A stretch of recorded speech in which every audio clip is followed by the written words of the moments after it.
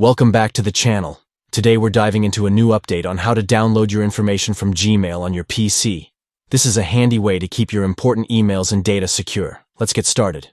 First, open your web browser and navigate to gmail.com. Once you're logged in, look for your profile photo in the top right corner. Click on it, and then select Manage Your Google Account from the drop-down menu. This will take you to your Google account settings. Here, you'll want to find the option labeled Data and Privacy. Click on that to move to the next step. Now, scroll down until you see the section labeled Download or Delete Your Data. In this section, click on the button that says Download Your Data. You'll be presented with a list of your Google services.